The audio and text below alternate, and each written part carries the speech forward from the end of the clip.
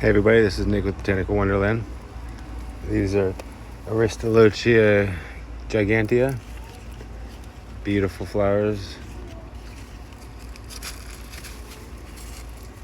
Post them all the time. Dutchman's pipe.